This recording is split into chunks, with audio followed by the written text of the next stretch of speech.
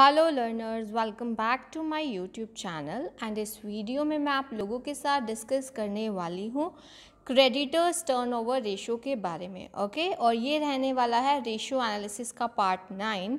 उससे पहले जो है पार्ट 1 टू पार्ट 8 की जो वीडियोस हैं आप लोगों के लिए काफ़ी ज़्यादा इम्पॉर्टेंट हैं। हर एक रेशो को डिटेल में डिस्कस किया गया है। तो अगर आपने कोई भी पार्ट मिस किया है पार्ट 1 टू पार्ट 8 में, तो उनकी जो वीडियोस हैं उनकी प्लेलिस्ट का लिंक मैंने आप लोगों को डिस्क्रिप्शन बॉक्स में प्रोवाइड किया है। ओके, तो हम स्टार्ट करते हैं रेशो एनालिसिस के पार्ट 9 को, यानी कि क्रेडिटर्स टर्नओवर रेशो को।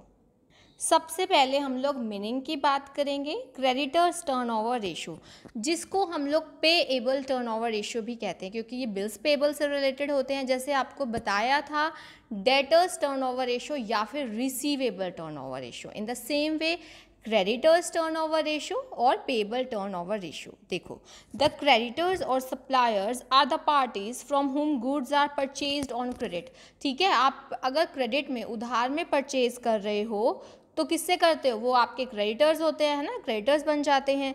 अब ये रेशो जो हम रेशो क्यों निकाल रहे हैं, creditors turnover ratio, this ratio helps to find out और डायग्नोज वेदर दीज पेमेंट्स, यानी कि जो हमने उनको क्रेडिट परचेज के लिए पेमेंट्स करनी है, whether these payments will are made on time और नॉट, ये यही हमें पता चलेगा।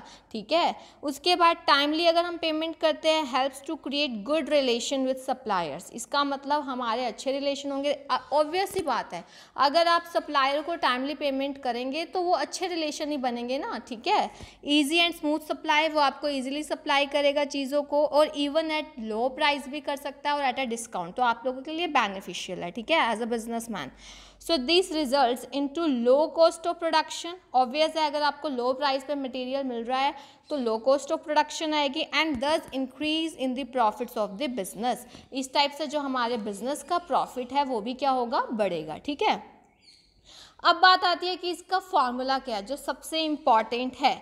ये रेशो जो है किसके बीच में रिलेशनशिप दिखाता है? Between credit purchased during the year, obvious है, एंड एवरेज क्रेडिटर्स। ठीक है, तो फॉर्मूला क्या होगा? Net credit purchase. नेट मतलब यहाँ पे रिटर्न अगर कुछ हुआ है तो माइनस कर देंगे और कैश परचेज को भी माइनस कर देंगे, डिवाइडेड बाय एवरेज क्रेडिटर्स। तो नेट क्रेडिट परचेज का फॉर्मूला आप लोगों को पता होना चाहिए।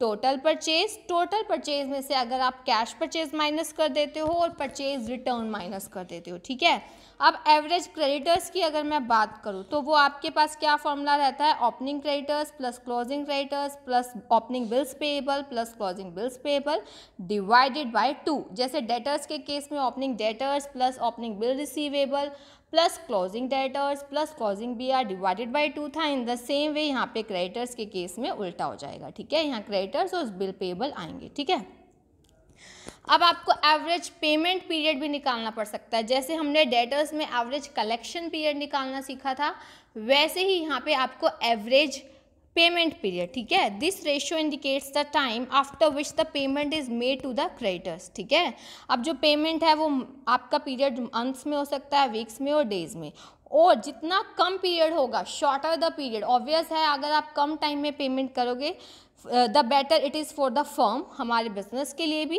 As well as for the supplier के लिए भी। ठीक है, अब बात आती है फॉर्मूला क्या है हमारा, किस चीज़ का? एवरेज पेमेंट पीरियड जो हम बात कर रहे हैं इसका, तो इसका फॉर्मूला रहता है creditors plus bills payable. Okay, ऊपर क्या आ जाएगा हमारा? Creditors plus bills payable divided by credit purchase per day, या फिर ये अलग से फॉर्मूला हो गया, या फिर अगर आपने क्रेडिट टर्नओवर रेशो ही निकाल लिया सीधा, अगर मंथ्स में निकालना है पीरियड तो 12 months divided by credit turnover ratio. अगर आप लोगों को किस में निकालना है, वीक्स में निकालना है, तो एज यूजुअल 52 वीक्स होते हैं divided by credit turnover ratio, और अगर आपको डेज में निकालना है तो 365 days divided by credit turnover ratio. Okay, so आपको ये पता होना चाहिए। अब उसके बाद अगर हम एक प्रैक्टिकल अच्छे से कर लेंगे तो आपको बहुत अच्छे से समझ आएगा। आपको कैलकुलेट करना है creditors turnover ratio. Okay, credit purchase आपको दी हुई है ड्यूरिंग द ईयर 8 लाख। ठीक है, और परचेज रिटर्न दिया है 40,000, तो आपको 8 लाख में से 40,000 लेस करना पड़ेगा, क्योंकि हम यहाँ नेट क्रेडिट परचेज की बात कर रहे हैं। तो ये आपके पास 7,60,000 आ जाएगा, divided by, opening creditors plus opening bills payable plus closing creditors plus closing bills payable divided by 2, इनको आप प्लस कीजिए। 35 प्लस 8 कितना हो जाएगा 43, ठीक है। 43 प्लस 7 हो जाएगा 50, 50 प्लस 26 हो जाएगा आपके पास कितना 76,000। तो अगर आप इसको सॉल्व करते हैं तो ये आपके पास 10 टाइम्स आ जाएगा क्रेडिटर्स टर्नओवर रेशो, ठीक है। 10 टाइम्स आ गया। और अगर हम आपसे यही सीधा पूछें कि कितने डेज में होगा, तो मतलब average payment period 365 divided by 10 कर देते हो आप, तो 36.5 यानी कि अप्रॉक्सीमेट 36 या 37 डेज बाद पेमेंट हो जाती है। तो ये आप लोगों को फॉर्मूला ध्यान रखने हैं, ठीक है। हर एक चीज़ को अच्छे से करना है।